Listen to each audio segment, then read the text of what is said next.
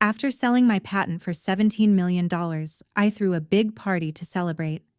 But just before the toast, I saw my husband slip something into my champagne. My hands went cold, but my mind stayed sharp. When no one was looking, I switched glasses with his spoiled, overbearing mother. Minutes later, she began to panic, and my quiet revenge finally started.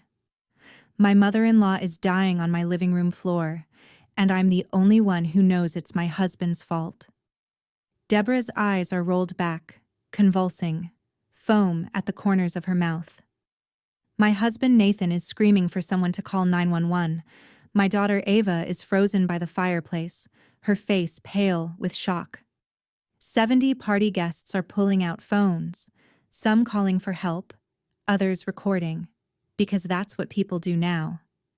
Me? I'm standing here holding a champagne glass, perfectly calm, watching my husband perform grief over his mother's poisoned body, the poison that was meant for me. Before we continue, if you believe in fighting back against betrayal with intelligence and strength, please consider subscribing. It's free and helps us reach more women who need to hear this. Now, let's see how this unfolds. Let me back up. 30 minutes ago, this was a celebration party. My nanofiltration patent had just sold for $17 million, the culmination of 3 years of basement lab work, failed prototypes, and sleepless nights. Nathan insisted we celebrate properly. Caterers, specialty cocktails, 70 guests who suddenly remembered they'd always believed in me. I was standing across the room when I saw him at the bar. I watched the small amber vial appear from his jacket pocket. I watched him squeeze 3 drops into my grandmother's crystal champagne flute, the chipped one I've used for every important moment since I was 18. I watched him swirl it with his pinky finger and set it back on the bar. I didn't scream. I didn't confront him. I didn't warn anyone. I walked straight to Deborah and handed her that poisoned glass. "You've been such an important part of this journey," I said. "You deserve something special." She took it with a confused smile. Now she's on the floor dying, and Nathan has no idea I know exactly what he did. This is where my revenge begins. But first, let me tell you about the party, about the people, about how I got here. Our townhouse in Richmond, Virginia is packed wall to wall with faces I haven't seen in years. My former lab partner from Caltech, who stopped returning my emails when I left academia to pursue my own research. The venture capitalist who told me 3 years ago my project was interesting but not investable.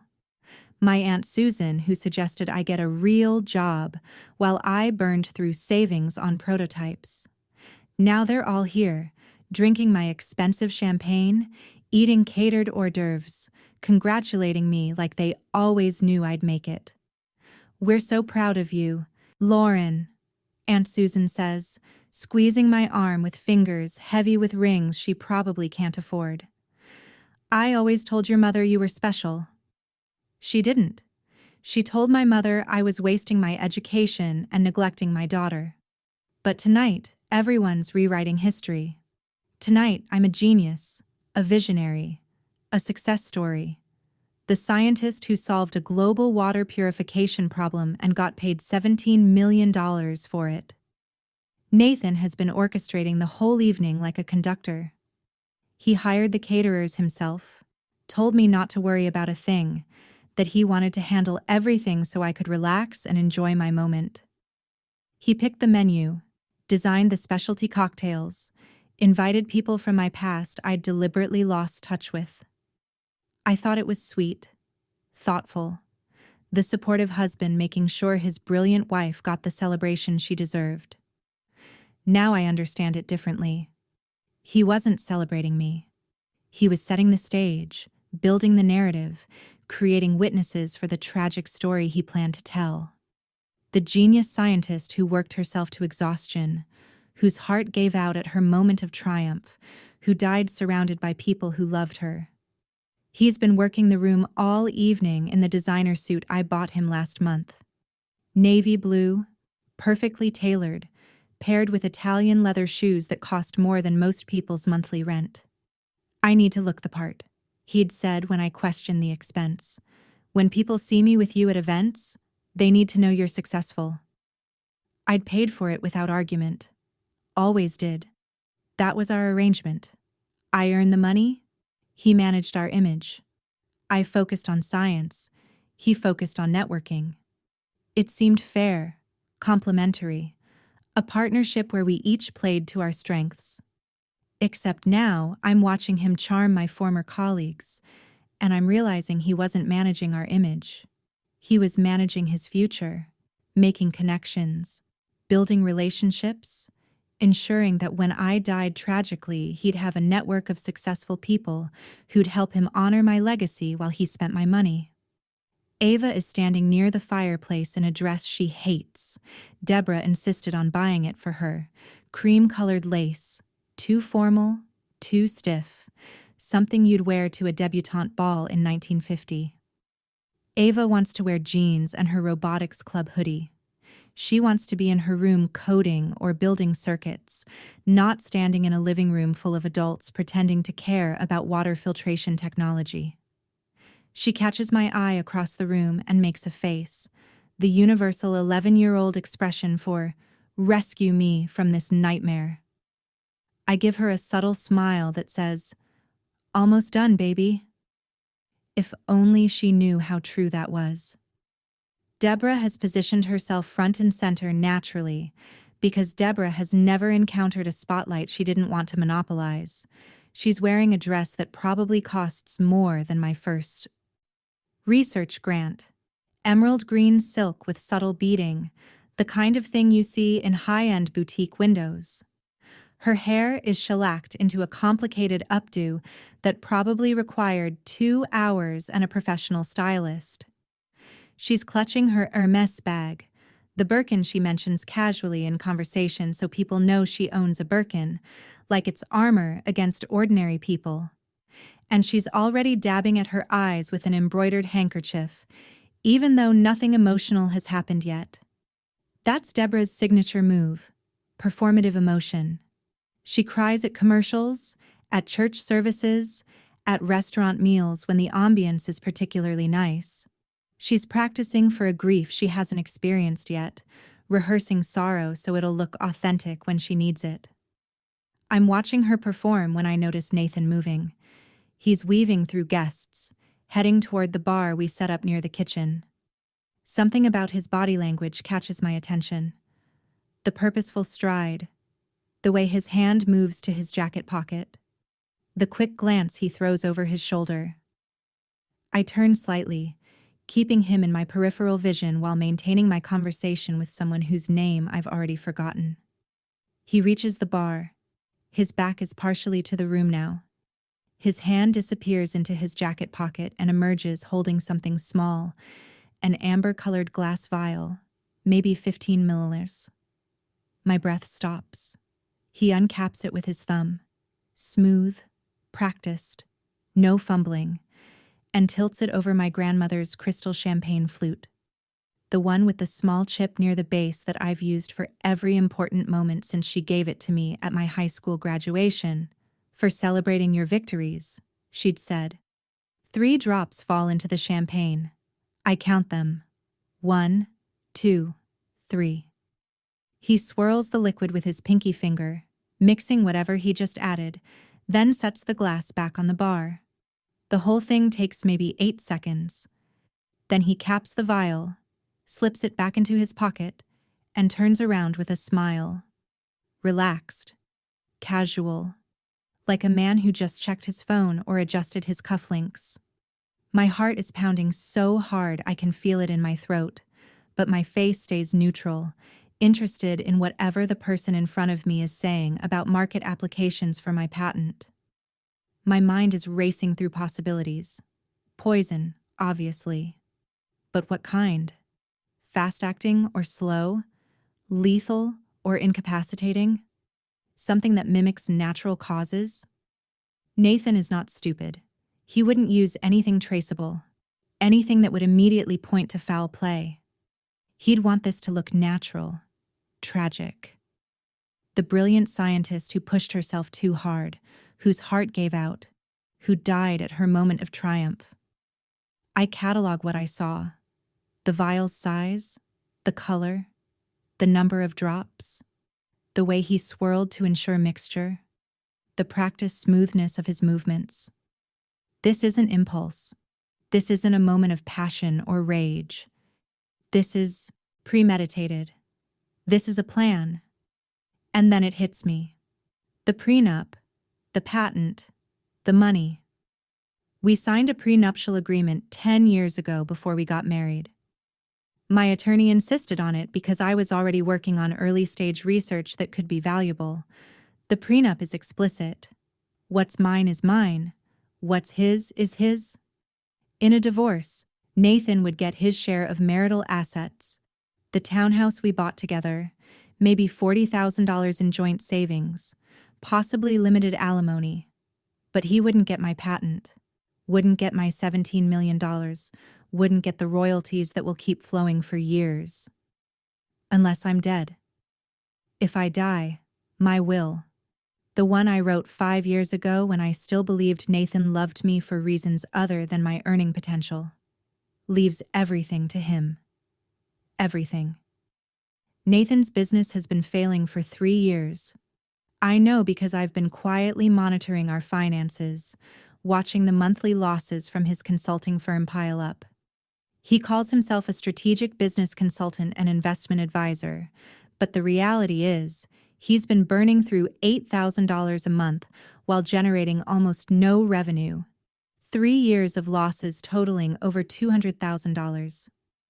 My income has been propping up his fantasy of being a successful entrepreneur.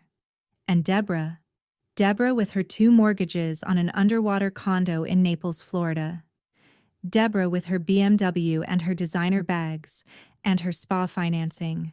Yes, she has payment plans for cosmetic procedures. Deborah, who's been living beyond her means for years, maintaining appearances while drowning financially. Then there's Nathan's brother, Ryan, who calls himself an alternative financing specialist, but is actually a predatory lender. 4 months ago, I overheard Nathan on the phone with him, something about bridge capital and family rates, loans that come with consequences when you can't pay. The picture assembles itself in my mind with brutal clarity. They need money. I have money, but they can't access it while I'm alive. So they need me dead. And Nathan just put poison in my champagne. The toast is starting.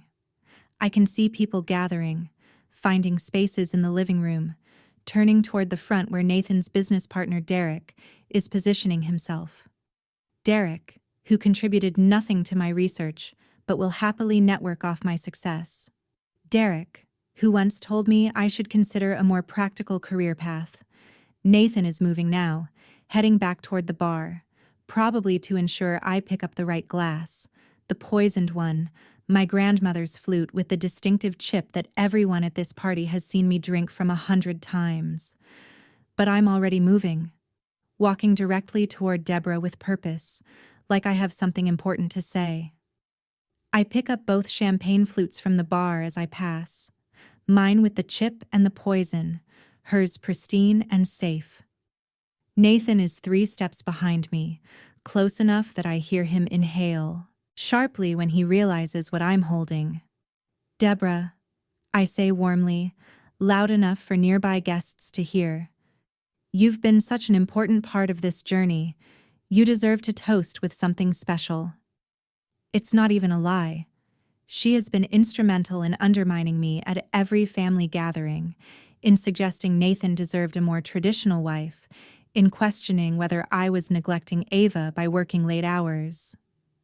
A mother's place is with her children, she'd said at Thanksgiving, her voice dripping with judgment while I helped Ava with her science fair project via video call from Geneva. If anyone deserves to drink from the poisoned chalice of her son's greed and desperation, it's the woman who raised him to believe other people's success threatens his masculinity. Deborah looks confused for a second, probably wondering why I'm giving her my specific glass instead of letting her keep her own, but then her face rearranges itself into an expression of pleased surprise. "Oh, Lauren, how thoughtful," she says, accepting the chipped crystal flute with the air of someone receiving tribute she's always known she deserved. I take her glass. Safe. Unpoisoned. Behind me, I hear Nathan's footsteps stop. I don't turn around. I don't need to see his face to know what he's thinking. Calculating, recalibrating, trying to figure out if this is coincidence or if I somehow know. Derek clears his throat, tapping his glass with a knife. "Everyone, if I could have your attention, please." The room quiets. People turn toward the front. Champagne flutes raised in anticipation. We all lift our glasses. I take the smallest possible sip. Normal champagne, slightly dry, expensive. Nothing sinister. Deborah takes a generous gulp because Deborah does nothing by halves, especially when it comes to consuming things she perceives as premium. Derek launches into a speech about innovation and perseverance. People nod along. I count in my head. 30 seconds. 40. 45. Deborah is mid-sentence, saying something about how she always knew I had potential if I just applied myself properly, when her face changes. Not gradually, like someone flipped a switch. Her eyes widen. Her hand flies to her throat. She makes a sound I'll hear in my nightmares. Not quite choking. More like her vocal cords are seizing. The champagne glass slips from her fingers and shatters against the hardwood floor. Her knees buckle. She drops so hard I hear the impact, the sickening crack of skull meeting wood. Which brings us back to now. Deborah convulsing on my living room floor, Nathan's performance of devastated son, Ava's pale face and trembling hands, 70 party guests with their phones out. Some calling 911, others recording this tragedy for social media, and me standing here holding Deborah's safe glass, watching my husband grieve over the body of his mother while he has no idea I know exactly what he did. The paramedics will arrive in 7 minutes. They'll stabilize Deborah. They'll rush her to the hospital. She'll survive. I made sure of that by swapping glasses early enough that she only took one large gulp instead of finishing the glass. But Nathan doesn't know that yet. Right now, he thinks his plan worked. He thinks I drank the poison. He thinks any second now I'll start showing symptoms. He keeps glancing at me between sobs, checking for signs, trembling hands, pale face, difficulty breathing. I give him nothing. I stand here calm and steady, the concerned daughter-in-law, the brilliant scientist who's too shocked to process what's happening. And I'm thinking, this is where my revenge begins, because I'm not just going to survive this. I'm going to document every move he makes. I'm going to build a case so airtight that when this all comes out, and it will come out, nobody will be able to deny what he tried to do. Nathan wanted me dead for my money.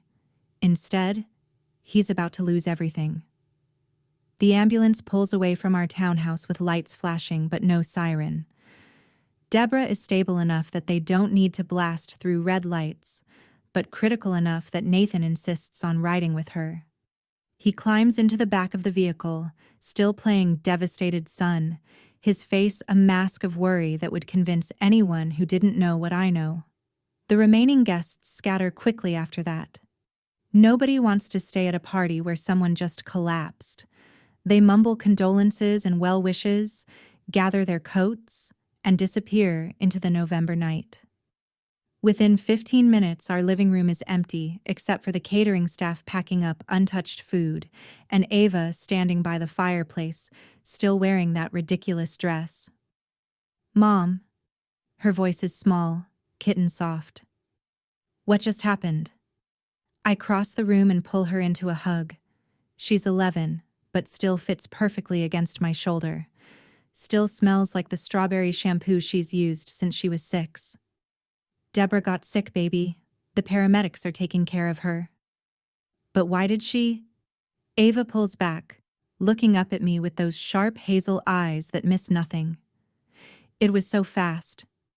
1 second she was talking, and then, I know. I smooth her hair back from her face. It was scary, but she's going to be okay. Ava studies my face, and I can see her processing, analyzing, trying to make sense of what she witnessed. She's always been like this, methodical, logical, unable to accept easy answers when the data doesn't add up. She gets it from me. We should go to the hospital, I say. Get your jacket. The drive to Innova Fairfax Hospital takes 23 minutes. Ava sits in the passenger seat of my Honda, silent for the first 15, staring out the window at the streetlights sliding past. I can feel her watching me in her peripheral vision, studying my profile, measuring my reactions. Mom, she finally says as we merge onto the highway, that was really weird. Yeah, baby, it was. Like really weird. She was fine and then she just wasn't. Ava turns in her seat to face me fully. And you were so calm. Everyone else was freaking out, but you just stood there like you were watching an experiment or something. My hands tighten on the steering wheel. My daughter is too observant for her own good. Sometimes when scary things happen, people react differently. Some people panic. Some people get quiet and focused. Are you okay? The fact that my 11-year-old daughter is asking me if I'm okay, the adult, the parent, the person who's supposed to have everything under control, tells me exactly how not okay the situation appears to her. I'm fine, I lie, keeping my eyes on the road. Then I make a decision. Ava is going to be questioned eventually, by family, by doctors, maybe by authorities if this goes where I think it's going. She needs to know what she saw matters. But I need you to remember everything from tonight. Everything. Can you do that? She's quiet for a moment. You mean like exactly what happened? Exactly who was standing where? What people said? What you saw? I glance at her quickly before returning my attention to the highway. Sometimes details matter more than people realize. Ava nods slowly, and I watch her expression shift from confused child to something more serious, more adult. Yeah, I can do that. Good girl.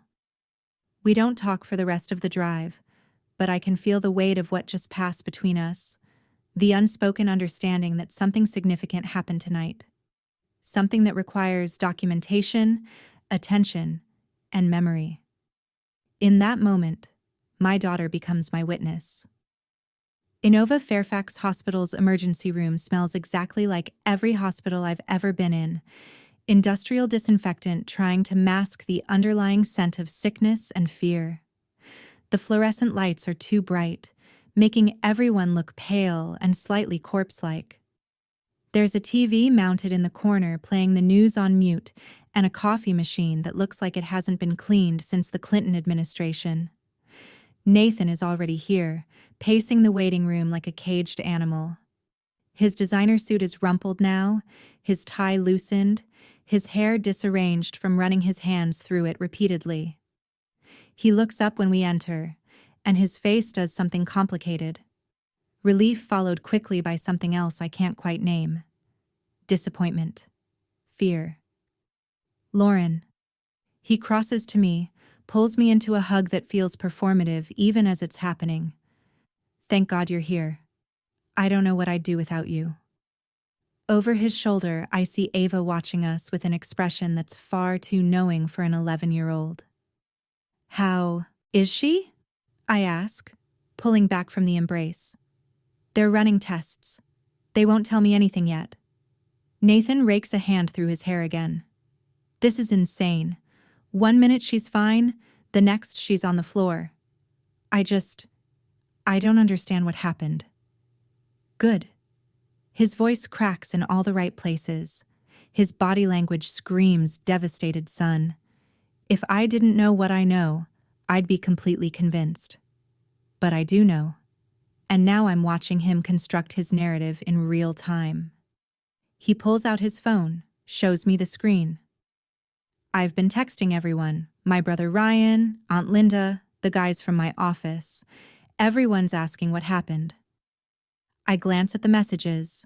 Mom collapsed at Lauren's party. Don't know what happened. Pray for us.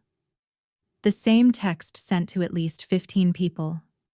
He's building his alibi, establishing his story, creating a digital record of the devoted son blindsided by his mother's mysterious collapse. Nathan sits down heavily in one of the waiting room chairs. I take the seat next to him. Ava sits on my other side, quiet but alert. A nurse walks by, and Nathan calls out to her. "Excuse me, do you have any updates on Deborah Whitmore? She came in about 30 minutes ago." The nurse checks her tablet. "The doctor will be out to speak with you as soon as we have more information." "But is she okay? Is she going to be okay?" "The doctor will be out soon, sir." Nathan slumps back in his chair, and I watch him carefully. He keeps glancing at me, quick, furtive looks when he thinks I'm not paying attention. He's scanning me, checking my hands to see if they're trembling, studying my face for signs of distress, looking for symptoms. Because in his plan, I was supposed to be the one who collapsed. I was supposed to be the one rushed to the hospital. I was supposed to be the one dying while he played the role of devastated husband. A man in scrubs walks by pushing an empty wheelchair. A woman in the corner coughs wetly into a tissue. The TV silently shows footage of a car accident on the Beltway. And Nathan keeps watching me, waiting for me to show signs that the poison is working. "I just don't understand what happened," he says to a passing orderly. 10 minutes later, he says it again to an elderly couple sitting across from us. "I just don't understand what happened. She was completely fine." Another 10 minutes, and he's repeating it to the intake nurse. 1 minute she was fine. I count 5 repetitions in the first 30 minutes we're there. Each time his voice has the same quality. Confused, devastated, desperate for answers. When someone repeats themselves that much, it's not shock processing trauma. It's rehearsal. Making sure the story stays consistent, because inconsistency is how people get caught. It's building a narrative that will hold up under scrutiny. I sit quietly beside him, my face a mask of appropriate concern while my mind catalogs every inconsistency, every calculated gesture, every performance beat.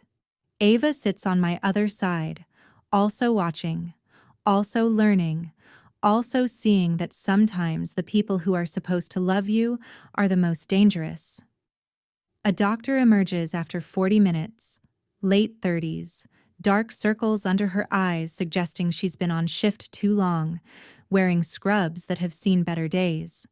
She's carrying a tablet and wearing an expression that's carefully neutral. "Family of Deborah Whitmore?" Nathan is on his feet immediately. "That's my mother. Is she okay? What happened?" The doctor glances between us and I see her measuring, assessing who to address. "Your mother is stable. We've begun treatment, and she's responding well." "Oh, thank God." Nathan's relief appears genuine. Maybe it is genuine. Maybe it is genuine. His mother wasn't supposed to be the one poisoned, after all. What was it? What happened to her?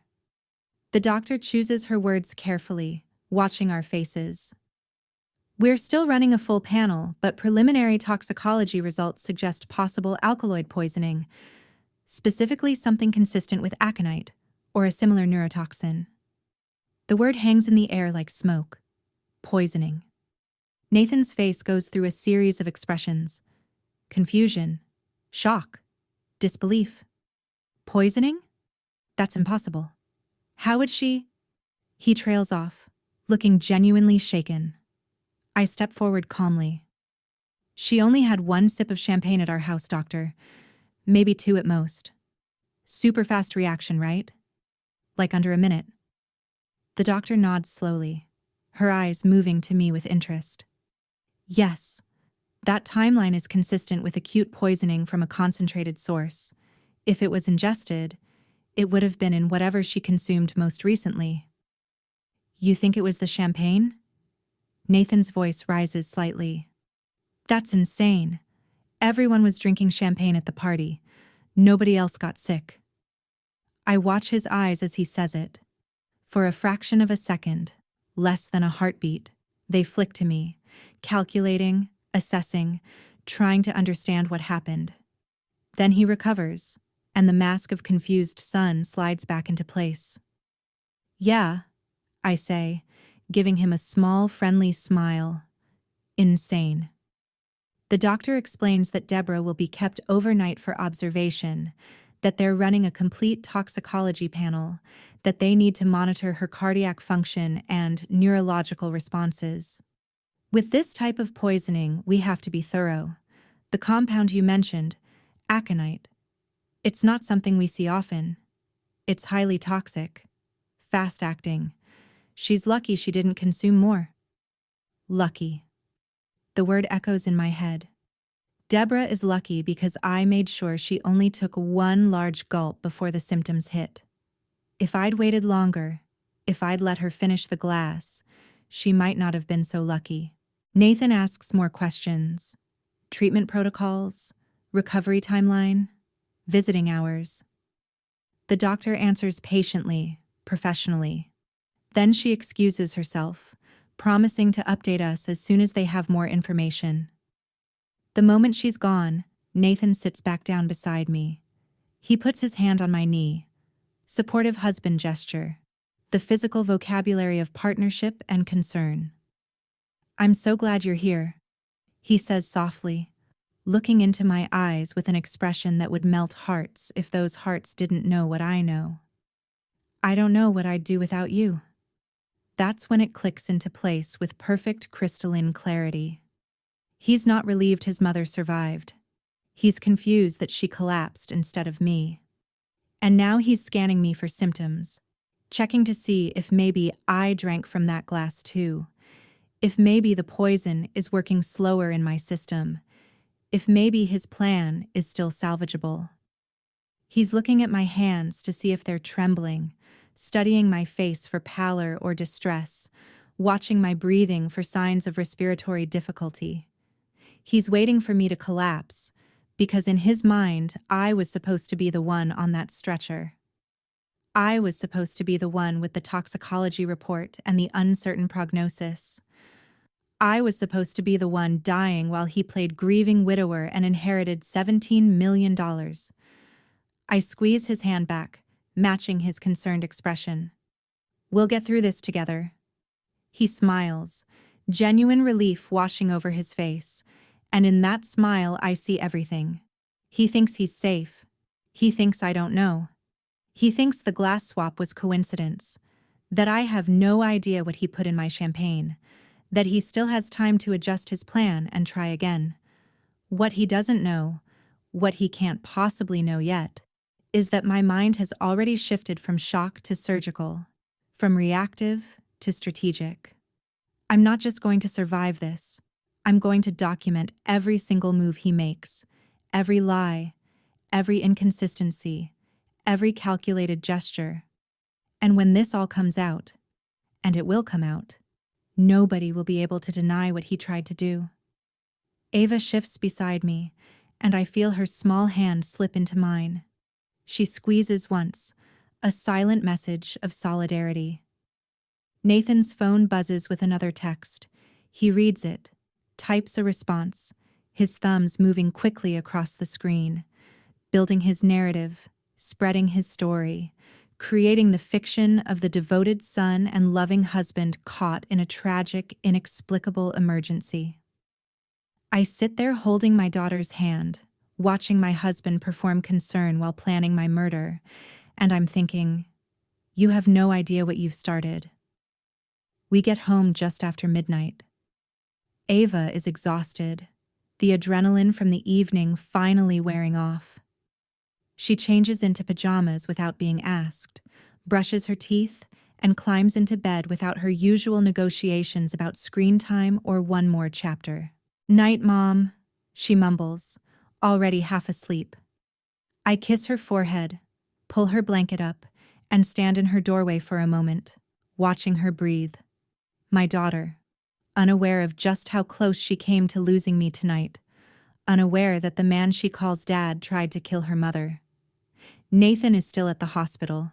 He texted an hour ago saying he wanted to stay until Deborah was moved to a regular room, that he'd get a ride home from his brother Ryan. I responded with a supportive message about taking all the time he needs, being there for his mother, how I'd make sure Ava got to bed safely. The perfect wife, the understanding partner, the woman who has no idea her husband just tried to murder her. I close Ava's door quietly and walk down the hallway to my home office, the room that used to be a guest bedroom before I converted it into my workspace 5 years ago. Desk facing the window, filing cabinets along one wall, bookshelves crammed with research papers and technical manuals. My laptop sits exactly where I left it this morning, a lifetime ago, before the party, before the poison, before everything changed. I lock the door behind me, sit down in my chair, and start pulling threads. The financial kind, the kind that unravel entire lives when you tug them with enough force. I open my laptop and navigate to my bank account. The patent sale closed 3 days ago, $17 million sitting in my personal checking account, waiting to be properly distributed into investments and trusts. The number still doesn't feel real. I keep expecting to see a decimal point in the wrong place, an extra zero that shouldn't be there. But it's real. It's mine. And according to the document sitting in my email inbox, it's mine, legally, solely, completely. I pull up the operating agreement for my LLC, the company I formed 6 years ago when my research moved from theoretical to potentially profitable. Nathan isn't listed anywhere, not as a member, not as an officer, not even as an interested party. When we married 10 years ago, my attorney, a sharp woman named Margaret Chen, who'd helped me file my first provisional patent, sat me down and said 5 words that saved my life tonight. Protect your intellectual property, always. So I did. I kept my research separate, formed my LLC before the wedding, made sure every patent filing, every licensing agreement, every contract was in my name alone. At the time, Nathan had been supportive. "Of course," he'd said, "your work is yours. I'd never try to take credit for what you've built." He'd even suggested we get a prenup to make everything crystal clear.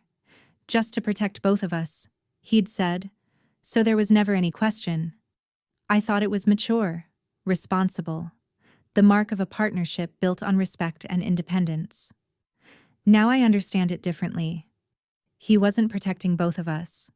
He was making sure that in a divorce he wouldn't get my patent, my money, my success, because he was already planning for my death instead. I pull up our prenuptial agreement, 23 pages of legal language that boils down to this: what's mine is mine, what's his is his.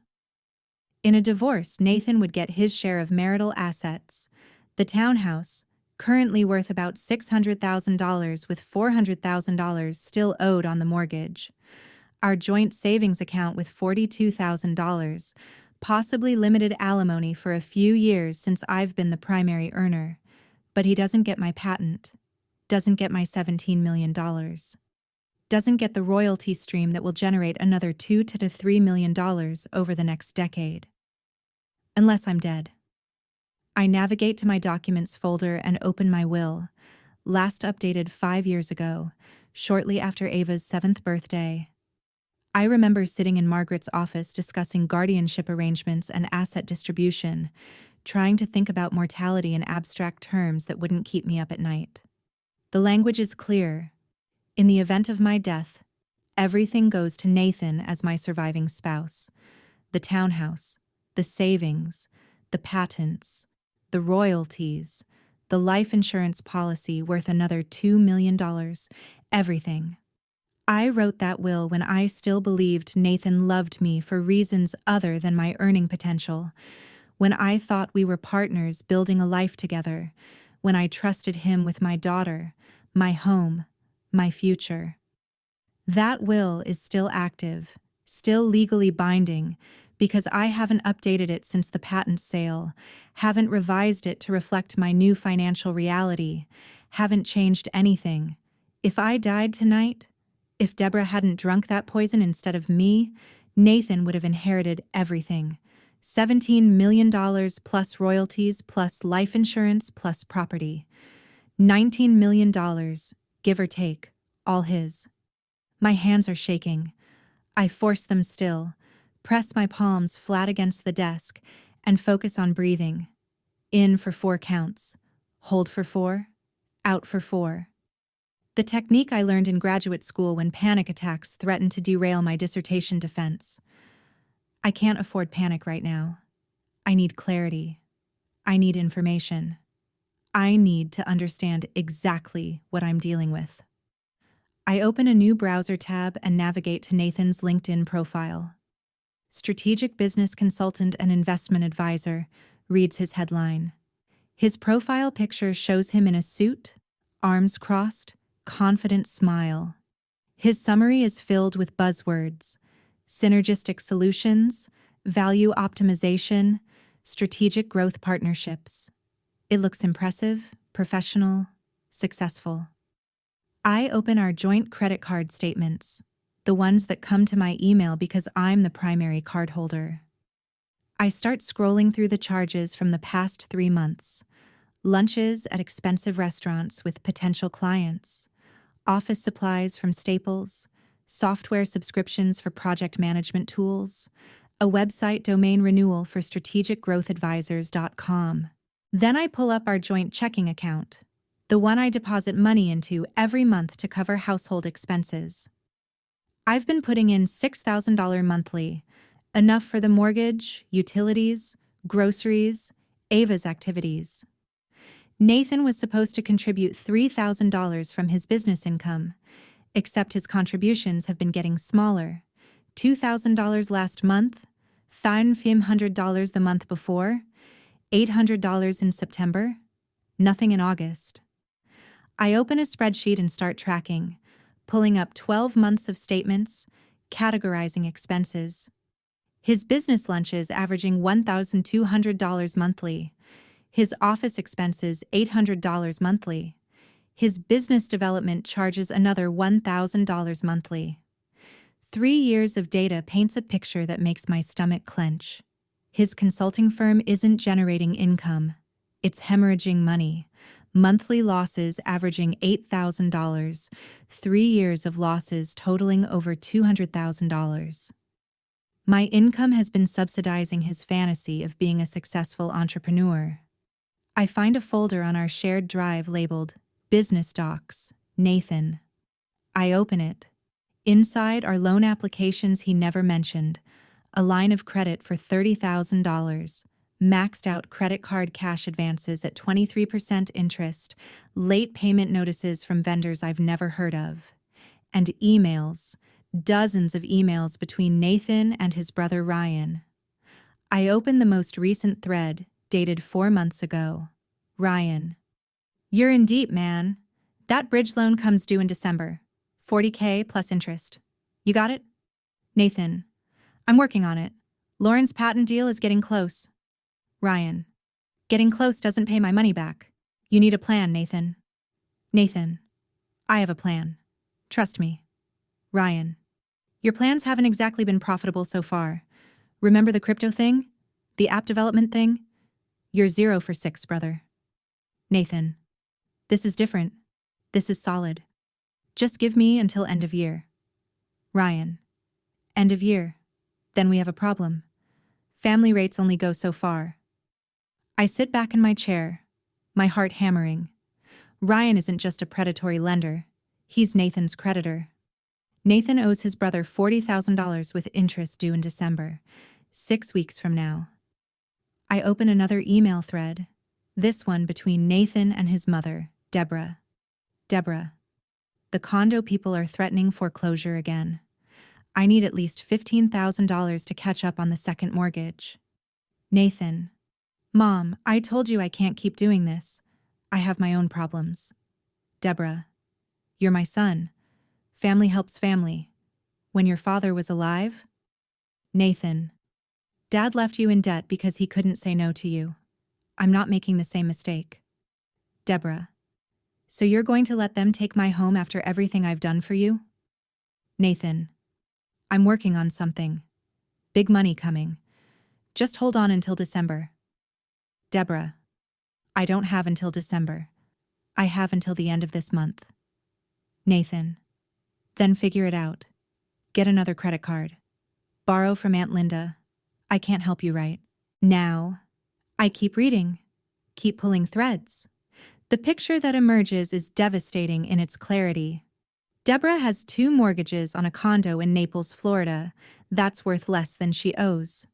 She's 3 months behind on the second mortgage, facing foreclosure. She has a BMW X5 with $900 monthly payments, credit cards maxed at over $60,000 across 5 different banks, medical financing for cosmetic procedures, Botox, fillers, something called a non-surgical facelift that cost $8,000. She's been living beyond her means for years, maintaining the appearance of wealth while drowning financially. And she's been pressuring Nathan to bail her out. Nathan, who's drowning in his own debt, who owes his brother $40,000, who's been hemorrhaging money on a fake consulting business for 3 years, who has no way out until I sold my patent for $17 million, money he can't access in a divorce because of our prenup, money that's legally solely mine, money that would solve every financial problem he and his mother have. Unless I'm dead. The realization hits me with physical force. I'm not Lauren the wife. I'm not Lauren the partner. I'm Lauren the solution. I'm the ATM that just needs to stop functioning so they can make a withdrawal. My death isn't personal. It's not about love or betrayal or anger. It's mathematics.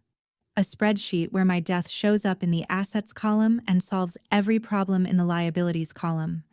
Nathan's business debt, Deborah's foreclosure, Ryan's loan, all of it disappears if I die, and Nathan inherits $17 million. This wasn't passion, this wasn't rage, this was planning, desperation, maybe even family conspiracy. Deborah knew about Nathan's financial problems, knew about the patent sale, knew that my death would save her condo and her lifestyle. Did she know about the poison? Did she participate? Or was she just a beneficiary who chose not to ask too many questions? I open a new document and start typing, creating a timeline, documenting everything I found. Bank statements, email threads, loan documents, credit card balances. I screenshot everything, save it to a cloud drive only I can access, password protect the files. By the time I'm done, the sky outside my window is turning gray with pre-dawn light. I've been in my office for 4 hours. My back aches, my eyes burn, my hands are cramped from typing, but I have a complete financial picture of why my husband tried to kill me tonight. And I make myself a promise, there in my office as the sun begins to rise. They will not win this. They planned my death like a business transaction.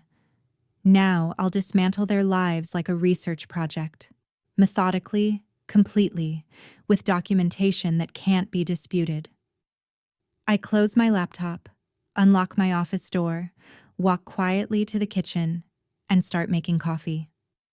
When Nathan gets home an hour later, I'm sitting at the kitchen table reading the news on my tablet, freshly showered, looking like a woman who slept peacefully through the night.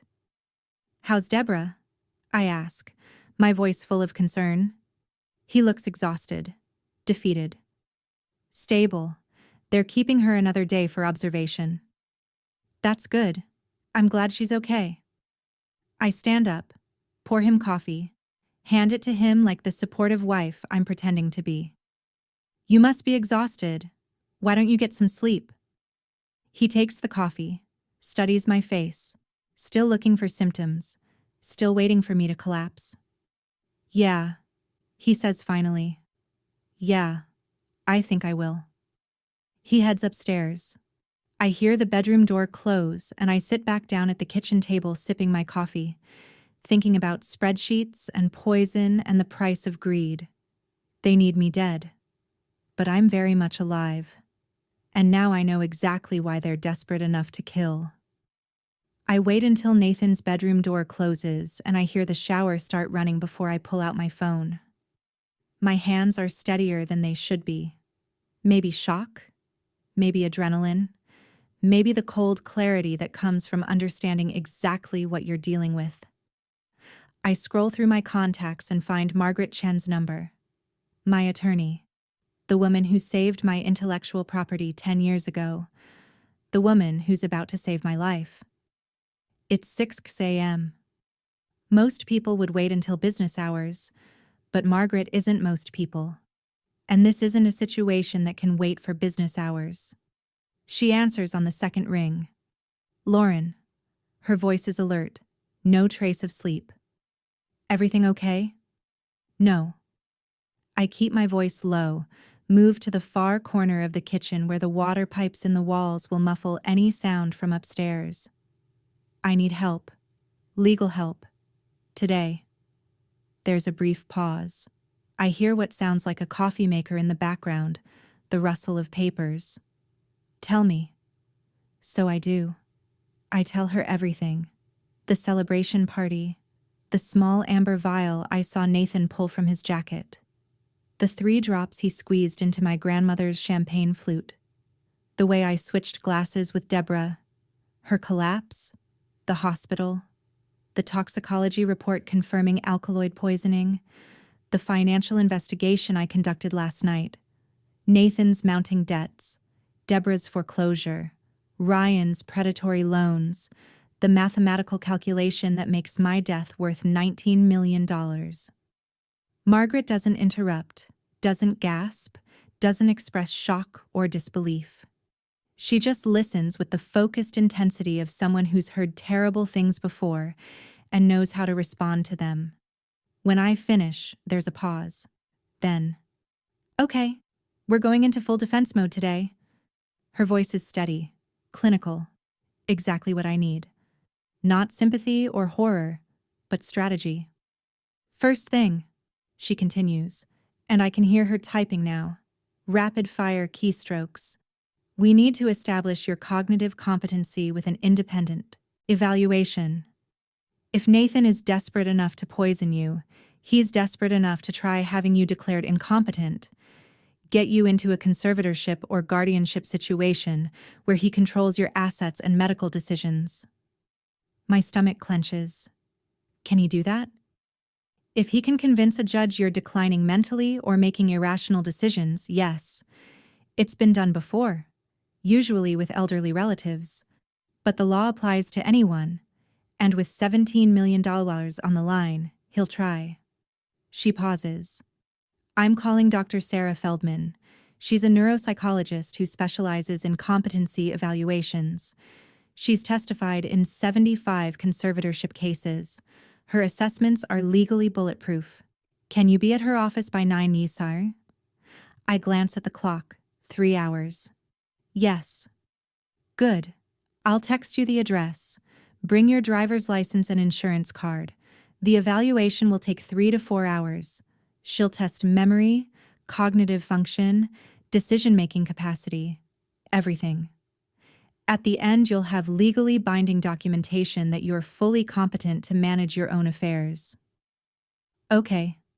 I'm taking notes on a paper towel with a pen from the junk drawer. What else? Estate planning. Your current will leaves everything to Nathan. We need to change that immediately. I'm drafting new documents today. Irrevocable trusts that exclude Nathan and Deborah by name, family trust with Ava as beneficiary, corporate trustee managing everything. Nathan won't be able to touch your assets even if something happens to you.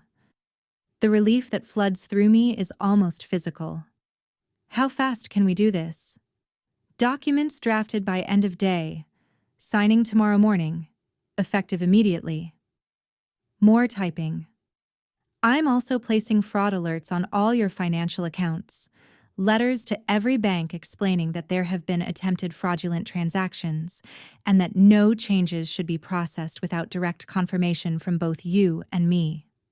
We make it so complicated to access your money that he'd need a court order. I hear the shower shut off upstairs. Nathan will be down soon. There's one more thing, I say quietly. I need evidence right now. It's my word against his about what I saw. I need documentation of what he's doing. Security cameras, Margaret says immediately. I know a company. They can install today. Cameras in your office, bedroom, common areas. Motion activated, cloud-backed, admissible in court. If he tries anything else, we'll have it on video. Do it. And Lauren. Her voice softened slightly. You need to act completely normal. Don't confront him. Don't let him know you suspect anything. Just document everything and let me handle the legal work. Can you do that? I think about sitting across from Nathan at dinner tonight, sleeping in the same house, pretending everything is fine while knowing he tried to kill me. Yes, I can do that. Good. Text me when you're on your way to Dr. Feldman's office. Lauren, you did the right thing calling me. Dr. Sarah Feldman's office is in a medical building in Bethesda, Maryland, 40 minutes from my house. I tell Nathan I'm going to check on some lab equipment issues, a lie that comes more easily than it should. He barely looks up from his phone, just nods and says he'll probably sleep most of the day. Dr. Feldman is maybe 55, with silver hair cut in a precise bob and glasses that make her look like she should be in a library catalog. Her office is book-lined and quiet, with 2 comfortable chairs and a desk covered in assessment materials. Margaret explained the situation, she says after we've settled. I want you to know that this evaluation is completely objective. I'm not here to prove anything except your actual cognitive state, whatever that is. I understand. Good. Let's begin. The next 3 hours are the most mentally exhausting of my life. She starts with memory tests, gives me lists of words to repeat back immediately, then asks for them again 5 minutes later, then 20 minutes later. Some lists I remember perfectly, others I stumble on, mixing up order or forgetting words entirely. That's normal, she assures me. No one has perfect recall.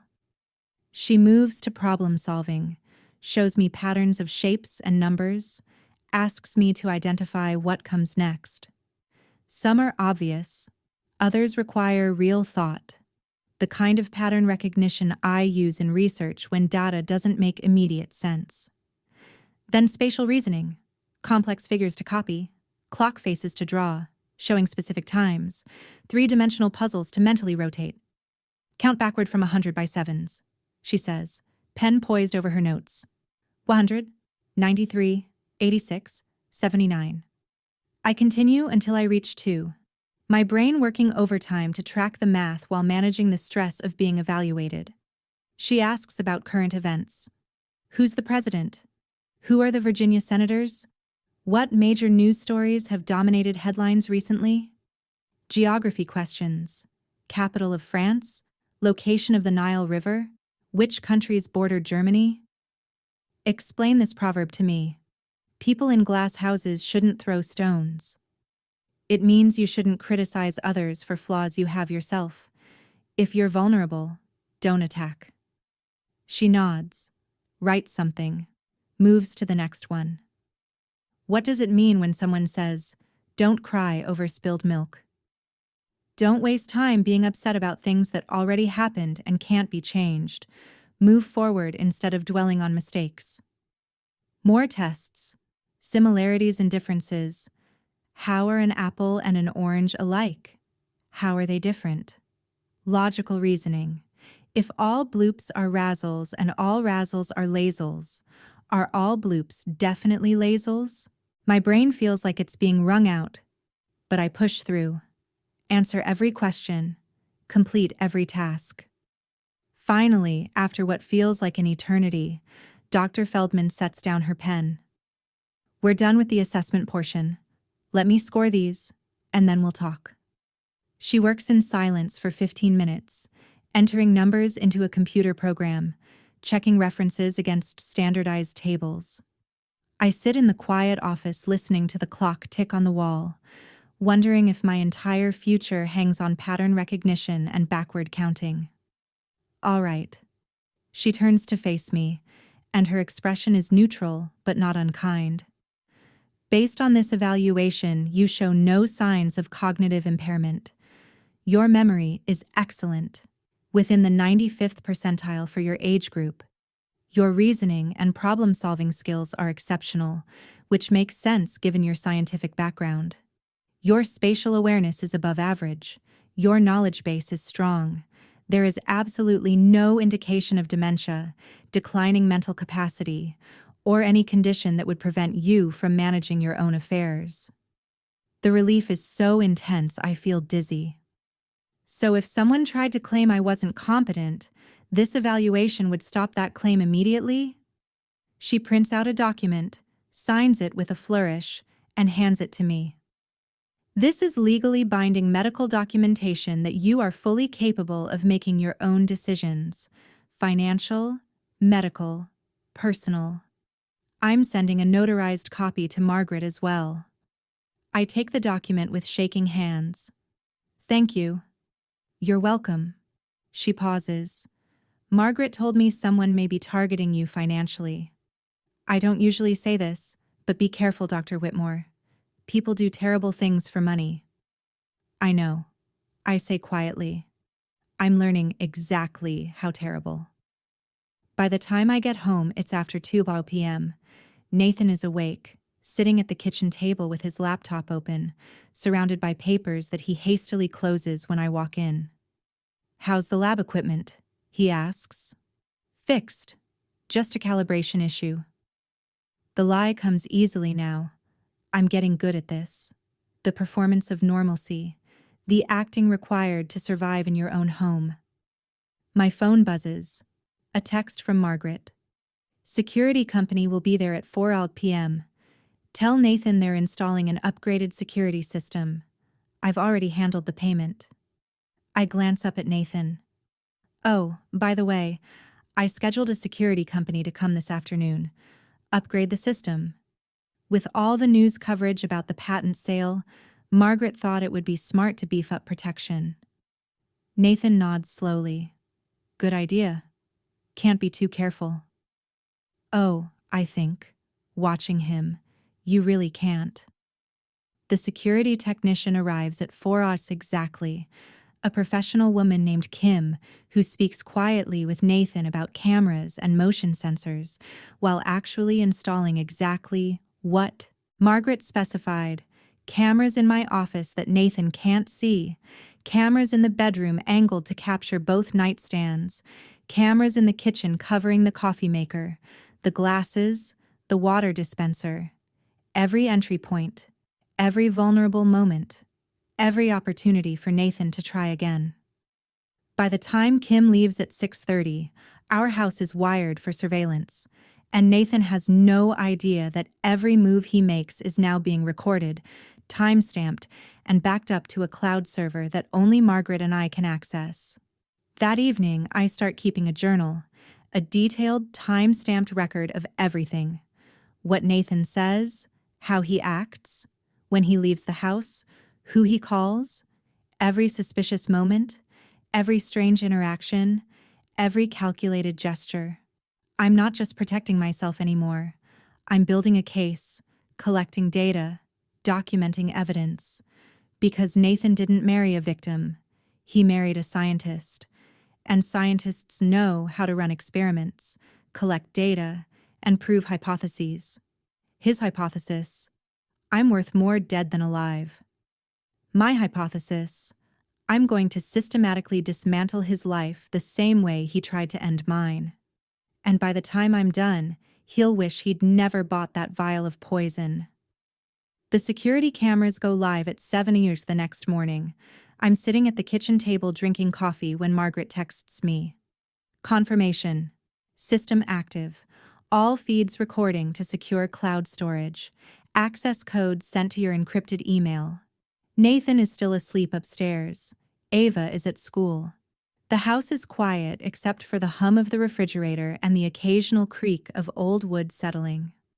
I open my laptop and navigate to the encrypted email Margaret mentioned. Inside are access codes, passwords, and a link to the security portal.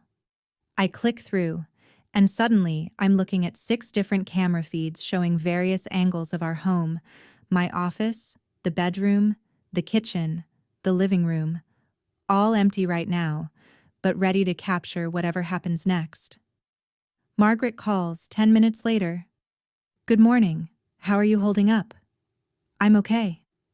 It's not entirely true, but it's functional. What's the next step? The next step is we create something irresistible for Nathan to find, something that makes him think he's figured out how to access your money.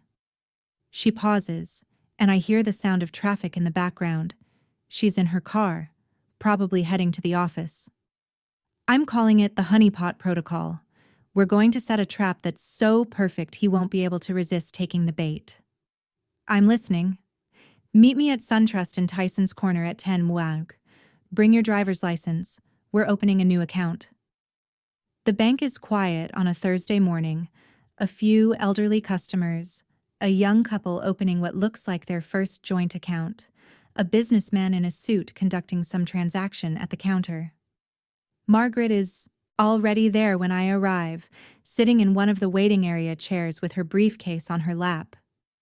"Right on time," she says, standing. "Let's do this."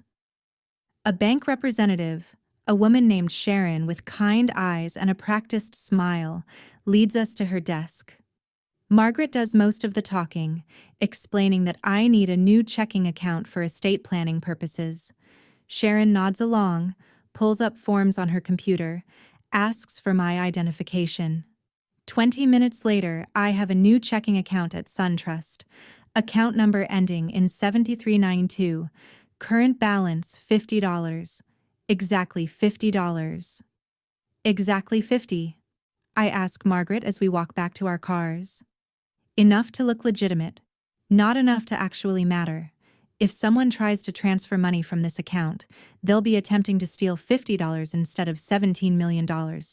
But the crime is the same: unauthorized access, attempted theft, fraud. The amount doesn't change the charges. She pulls a folder from her briefcase and hands it to me. "These are your fake estate planning documents. Power of attorney that grants access to account 7392 and nothing else. Financial summary listing fake accounts with fake balances. The only real account number is the SunTrust one with $50. I flip through the documents. They look completely legitimate. Proper legal language, formatted correctly, official-looking stamps and signatures. He'll think this is real. That's the point. And buried in Section 14, subsection D, in language that requires a law degree to understand, it says that any attempt to exceed the authority granted in this document constitutes fraud and nullifies the agreement. So if he tries to access anything other than the SunTrust account, he's committing a crime. And if he tries to take money from the SunTrust account without your authorization, he's also committing a crime. What about the fake accounts? Won't he try to access those? Margaret smiles. It's not a pleasant smile. That's where it gets interesting. Come back to my office. I want to show you something. Margaret's office is in a converted brownstone in Arlington, Virginia, 20 minutes from the bank. Her conference room has a large screen mounted on the wall, currently displaying what looks like a brokerage login page. "This," Margaret says, gesturing to the screen, "is a fake website that looks exactly like your actual brokerage portal. Same logo, same layout, same login page. But it's not real. It's a honeypot designed to log every attempt to access it." I step closer to the screen. It's remarkably convincing. identical to the real portal I use to check my investment accounts. How does it work? My IT consultant built it. It's hosted on a secure server. When someone enters the fake login credentials we're including in your estate planning documents, the site will appear to let them in. They'll see fake account balances matching the numbers on the financial summary. If they try to initiate a transaction, say a wire transfer, the site will appear to process it, but instead it's logging everything: IP address, device fingerprint, timestamp, exact amount they're trying to transfer, destination account, everything. So when Nathan tries to steal my money, he'll create a complete record of attempted fraud without even knowing it. Every click, every transaction, every move he makes will be documented and admissible in court. I sink into one of the conference room chairs. The elegance of it is almost beautiful. He'll think he's being clever, accessing my accounts without me knowing, moving money around. Exactly. And the whole time he'll be building the case against himself. Margaret sits across from me. But this only works if he finds the documents and believes they're real, which means you need to leave them somewhere he'll definitely look, but not somewhere so obvious that he gets suspicious. My filing cabinet, I say immediately. In my office. He's gone through it before. I've noticed things moved, papers in slightly different order. He thinks I don't pay attention to details like that. Perfect. Put the folder in there, labeled Estate Planning, Confidential, under E. Make it look like something you filed away and forgot about. She hands me the folder, forest green, professional looking, exactly the kind of thing I'd use for important documents. Inside are the fake power of attorney, the fake financial summary, and a printed sheet with login credentials for the Honeypot website. One more thing, Margaret says. You need to act completely normal. Don't change your routine. Don't act suspicious or paranoid. Just go about your life like nothing's wrong. Can you do that? I think about sitting across from Nathan at dinner tonight, sleeping in the same house, maintaining the fiction that I trust him, that I have no idea what he tried to do. Yes, I can do that. Good. Because the moment he realizes you know, this whole thing falls apart, he'll destroy evidence, change his story, maybe even run. We need him to feel safe, to think he's getting away with it. I put the folder in my filing cabinet that afternoon, positioned exactly where someone searching would find it. Then I go about my day, make dinner, help Ava with her homework, watch TV like a normal person whose husband didn't recently try to poison her. Nathan comes home around 6 cow, claims he spent the day at his office. I don't ask what work he was doing because I already know the answer. No actual work. Just more performance of being a successful consultant. How's Deborah? I ask over dinner. Better. They're releasing her tomorrow. He pushes food around his plate. The doctors still don't know what caused it. Some kind of toxin, but they can't identify the source. That's scary, I say, my voice full of appropriate concern. I'm just glad she's okay. Yeah, me too. He glances at me, and there's something in his expression I can't quite read. Calculation, maybe assessment. Actually, I've been thinking, with everything that's happened, your patent sale, Mom's collapse, all the stress, maybe we should review our estate planning. Make sure everything's in order. My stomach clenches, but I keep my face neutral. That's probably smart. I should call Margaret anyway. Update my will now that the money's cleared. Right. Exactly. He nods enthusiastically. Too enthusiastically. Just to make sure everything's protected for Ava, you know, in case anything ever happened to either of us. Good idea, I say, knowing exactly what he's really thinking. He wants to know if I've changed my will yet, if I've removed him as beneficiary, if his window of opportunity is closing. After dinner, I retreat to my office, claiming I need to catch up on emails. Nathan says he's going to watch TV. I sit at my desk with my laptop open, but what I'm really doing is watching the security camera feeds on my phone. At 9:47 p.m., the motion sensor in my office triggers, even though I'm in the guest bedroom. I switch to the camera feed. There's Nathan, illuminated by my desk lamp, standing in front of my filing cabinet. My heart starts pounding, but I force myself to stay still, to watch, to document. He opens the drawer, the one labeled with letters E through L. His hand goes immediately to the green folder. He pulls it out, glances toward the door to make sure no one's coming, and starts flipping through the contents. His expression shifts from curious to focused. He pulls out his phone and starts photographing pages. The power of attorney, the financial summary showing fake accounts with millions of dollars, the login credentials for the honeypot website. He's methodical about it, making sure he gets clear shots of everything, zooming in on account numbers and passwords. He has no idea that every movement is being recorded in high definition, that the camera angle captures not just what he's doing, but the calculation in his expression, the practiced smoothness of his movements. This isn't impulse. This isn't desperation making him reckless. This is planned, careful. The actions of someone who's done this before, who's thought through exactly what he needs and how to get it without being caught.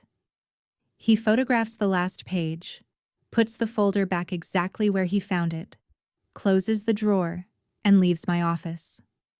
I watch him walk down the hallway, his posture relaxed, his expression satisfied. He thinks he just found the keys to my fortune. What he actually found is the evidence that's going to destroy him. I screenshot the call footage showing him at the filing cabinet, save it to my encrypted cloud storage, and text Margaret. He took the bait. 9:47 p.m. Video captured. Her response comes 30 seconds later. Perfect. Don't engage. I'm monitoring the honeypot site. If he tries to log in, I'll know immediately. I don't have to wait long. At 10:14 p.m., my phone pings with an alert from Margaret. Login attempt. IP address matches your home network. User accessing fake account 7392. User viewing fake balance. User attempting to initiate wire transfer. Another message, amount $3,200. Destination, account ending in 847. Nathan's personal SunTrust account. He's literally trying to transfer money from my account to his. I screenshot the alerts, add them to my evidence folder, and feel something cold and sharp settle in my chest. Not quite satisfaction, not quite vindication, something darker. Nathan isn't just desperate, he's stupid. He photographed documents and attempted fraud within 2 hours. He couldn't even wait, couldn't be cautious. His greed made him reckless. And that recklessness just created a complete prosecutorial exhibit. Margaret texts again. Transaction logged. IP address, device fingerprint, timestamp, amount, destination, everything. This is textbook fraud, wire fraud, identity theft, unauthorized access. Combined with the poisoning evidence, we have him. I text back. What now? Now we call the police. I'm contacting Detective Ramirez first thing tomorrow morning. But tonight you act like nothing happened. Go to bed. Sleep if you can. Don't confront him. Don't let him know anything's wrong. You did good. This is exactly what we needed. I set my phone down and sit in the quiet guest bedroom listening to the sounds of my house, the hum of the heating system, the distant noise of the TV downstairs where Nathan is probably watching something innocuous, thinking he just secured his financial future. He has no idea that in less than 12 hours, Detective Ramirez will be reviewing evidence of attempted murder and fraud, that every document he photographed was fake, that every transaction he tried to initiate was logged and recorded. He thinks he's the predator, but he's about to learn he's been the prey all along. I barely sleep that night. Every creak of the house settling makes me tense. Every sound from the hallway makes me wonder if Nathan is awake, if he's realized something's wrong, if he's planning his next move. At 6 a.m., Margaret texts, "Detective Ramirez will be at your house at 9 a.m. Nathan needs to be gone. Can you make that happen?" I text back, "Yes." Nathan is already awake when I go downstairs, sitting at the kitchen table with his laptop open. He closes it quickly when I enter. Guilty reflex that he tries to mask by standing and pouring me coffee. "Morning," he says, handing me the mug. "You're up early. Couldn't sleep." Not a lie. I was thinking I might take Ava to breakfast before school. Just the two of us. We haven't had quality time lately. His face does something complicated. Relief. Maybe mixed with something else. That's a great idea. She'd love that. What about you? Any plans this morning? I'm meeting Ryan. We're supposed to go over some business stuff. He glances at his watch. Actually, I should probably head out soon if I want to beat traffic. Perfect. Tell Ryan I said hi. 20 minutes later, Nathan is gone. I wake Ava, tell her we're having a special breakfast at the diner she loves, and watch her face light up with uncomplicated joy. Sometimes I forget she's still just a kid despite everything she's witnessed. We're back home by 8:30. Ava heads to her room to finish getting ready for school. I'm in the kitchen washing dishes when my doorbell rings at exactly 9. Detective Maria Ramirez stands on my porch wearing plain clothes, dark jeans, a blazer, sensible shoes. She's maybe mid-30s with sharp eyes that miss nothing and an expression that suggests she's seen every flavor of human terribleness and isn't impressed by any of it. "Dr. Whitmore." She shows me her badge. "I'm Detective Ramirez with Fairfax County Police. Your attorney, Margaret Chen, contacted me about a situation. May I come in?" I step aside and let her enter. She surveys my home with professional efficiency, noting exits, sight lines, the security cameras that are now very obviously mounted in corners. "Nice system," she says, gesturing to a camera. "Recent installation?" "Very recent." Margaret's suggestion. "Smart woman." She pulls out a notebook. "Why don't we sit down and you can walk me through everything?" We settle at the kitchen table, the same table where I've eaten meals with Nathan, where we've discussed mundane things like grocery lists and Ava's report cards, where I had no idea I was sharing space with someone planning my murder. I start at the beginning. The celebration party. The small amber vial I saw Nathan pull from his jacket. The 3 drops he squeezed into my champagne. The way I switched glasses with Deborah. Her collapse.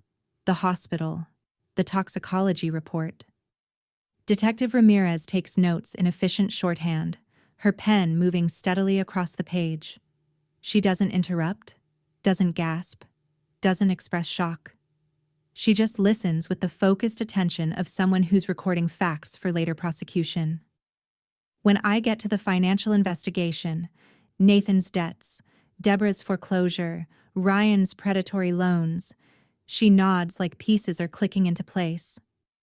"Motive," she says simply. "Money's always a strong motive." "How much are we talking?" $17 million from the patent sale, another $2 million in life insurance, about $19 million total if I die before updating my will. She writes that down, underlines it. "And he can't access any of this if you divorce?" "No. Prenuptial agreement. Everything's separate property. But my current will leaves everything to him." "Current will? Meaning you haven't changed it since the patent sale?" "Not yet. Margaret's drafting new documents now. Trust structures that exclude Nathan and Deborah by name."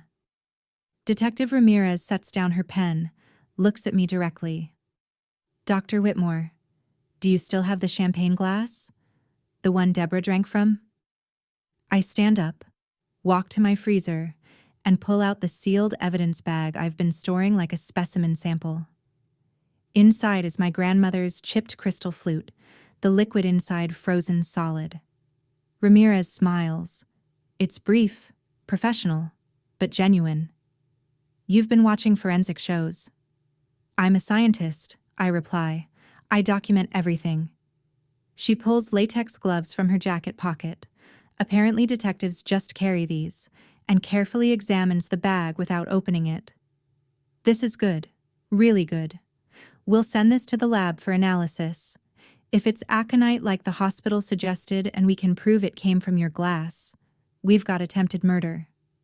She seals it in an official evidence pouch from her car, labels it with case numbers and timestamps.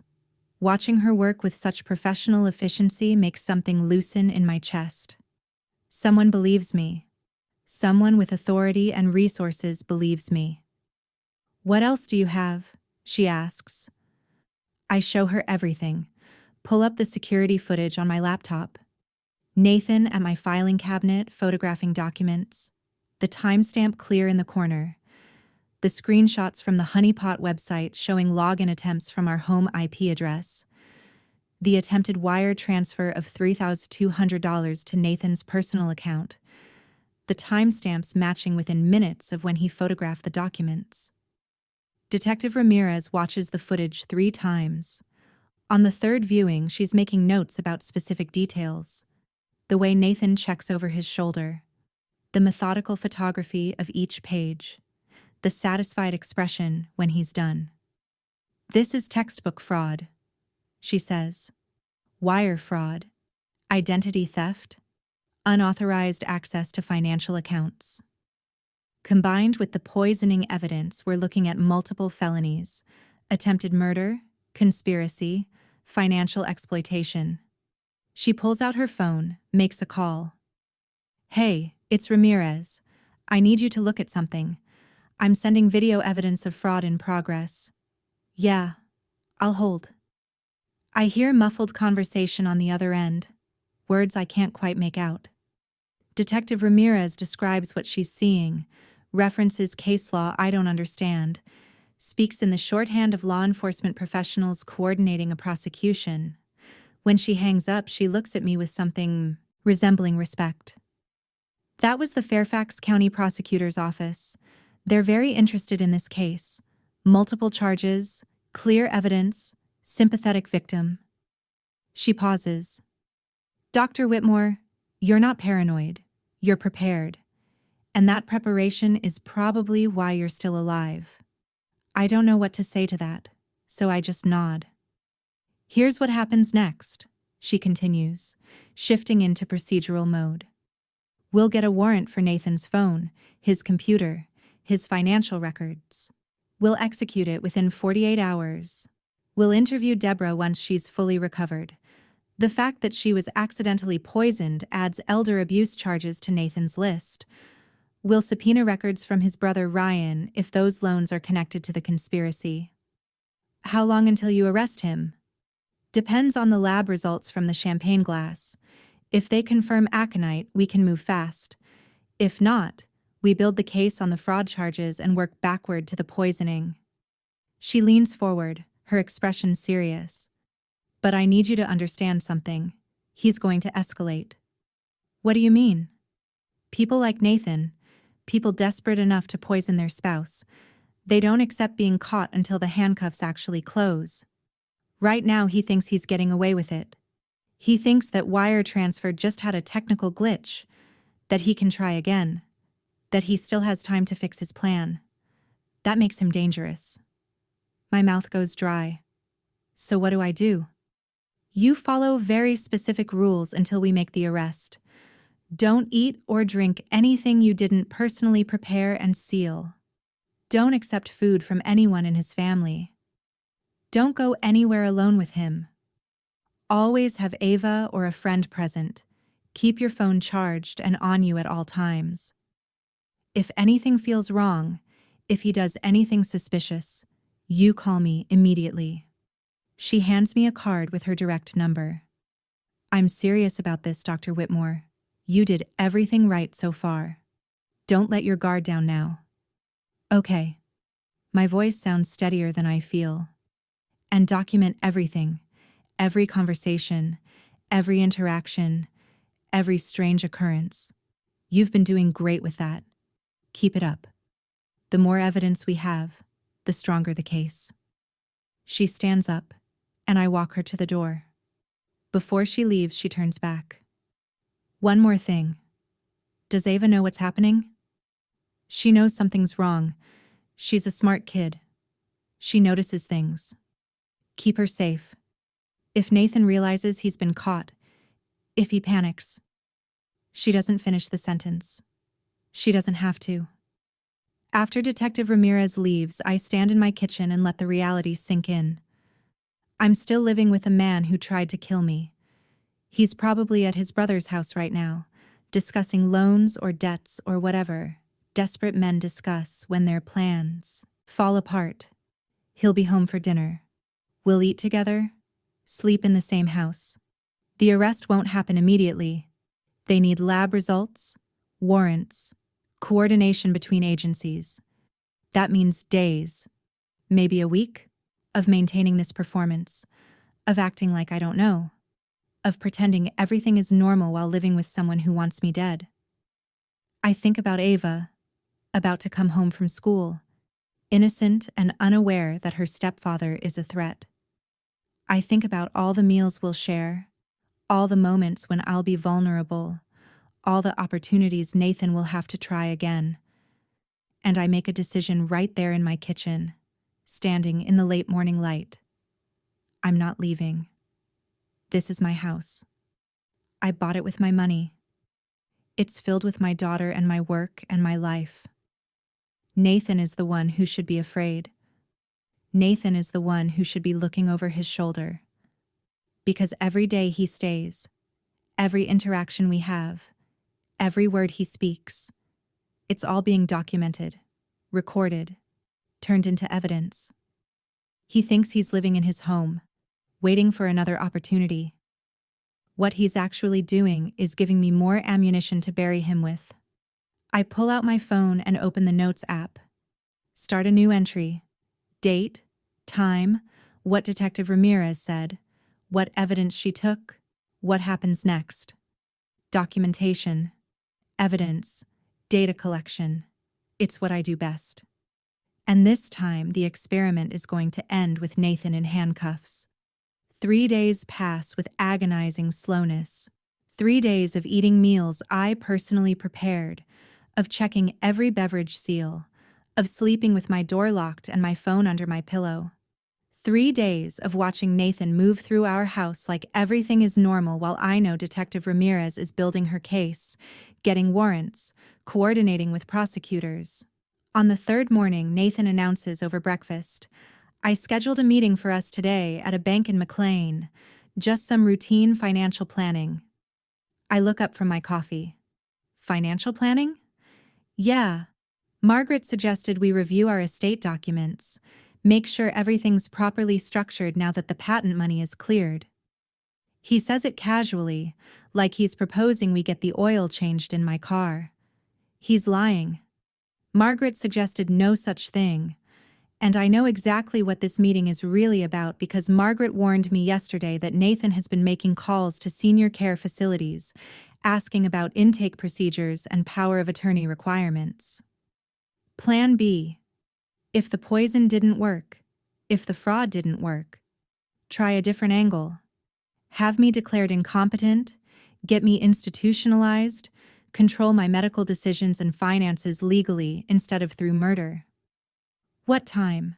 I ask, my voice steady. 11. We should leave by 10:30 to beat traffic. Let me just tell Ava I'll be out. I text Margaret from the bathroom. He's making his move. Meeting at bank in McLean at 11. I'm guessing this is the institutionalization play. Her response comes immediately. Perfect. We're ready. Detective Ramirez will be there. Just play along. Sign whatever I give you. Nothing else. You got this. The bank is in a business complex off Route 7. All glass and steel. Generic corporate architecture. Nathan parks in the visitor lot, and I notice his hands are shaking slightly as he